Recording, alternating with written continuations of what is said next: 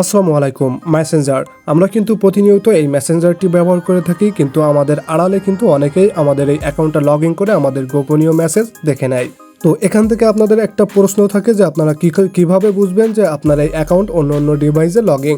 তো ছোট্ট একটা সেটিং রয়েছে, তার মাধ্যমে কিন্তু আপনারা দেখে নিতে পারবেন কোন কোন ডিভাইসে আপনার এই মেসেঞ্জারটা ব্যবহার হচ্ছে। তো চলুন ভিডিওটা শুরু করা যাক।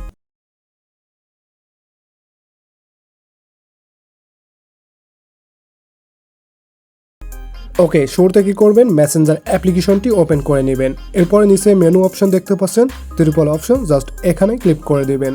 এখানে ক্লিক করলে সকল সেটিং কিন্তু এখানে দেখতে পাচ্ছি। তো এখানে দেখতে পাচ্ছেন প্রথমে একটা অপশন রয়েছে সেটিং। তো কি করবেন, সিম্পলি এই সেটিংয়ে ক্লিক করে দেবেন। এখানে ক্লিক করলে মেসেঞ্জারের সকল সেটিং শো হবে। তো প্রথমে দেখতে পাচ্ছেন আমাদের এই মেসেঞ্জারে কয়টি অ্যাকাউন্ট এখানে লগ ইন রয়েছে। তো এখান থেকে আমাদের এই মেসেঞ্জার অ্যাকাউন্টটি কোন কোন ডিভাইসে লগ ইন সেটি দেখার জন্য নিচে চলে আসবেন। ওকে, তো এখান থেকে নিচে আসলেই কিন্তু আপনারা দেখতে পাবেন পাসওয়ার্ড অ্যান্ড সিকিউরিটি। এখানে দেখতে পাচ্ছেন সর্বশেষ সেটিং রয়েছে পাসওয়ার্ড অ্যান্ড সিকিউরিটি। সিম্পলি কি করবেন, এখানে ক্লিক করে দিবেন।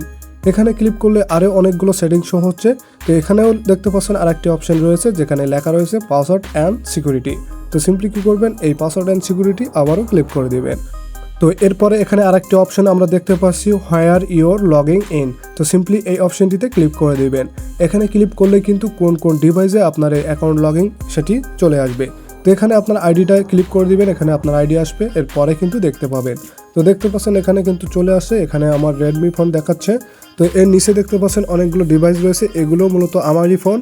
তো এখানে অন্যান্য ফোন থেকে থাকলে কিন্তু ওই ফোনের মডেলটা এখানে চলে আসবে, যেমন স্যামসাং, ওপো, এরকম এই ধরনের মডেলগুলো কিন্তু নামসহ চলে আসবে। তখনই কিন্তু আপনারা বুঝতে পারবেন যে আপনার এই মেসেঞ্জার অ্যাকাউন্টটি অন্যান্য ফোনে লগ ইন রয়েছে।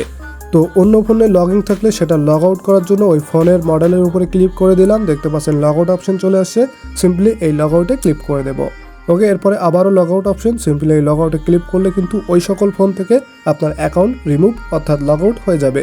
ওকে, এভাবেই কিন্তু আপনারা এখান থেকে লগ আউট করে দিবেন। আজকে ভিডিও ছিল এই পর্যন্তই। ভিডিওটা ভালো লেগে থাকলে ছোট চ্যানেলটি সাবস্ক্রাইব করে পাশে থাকুন।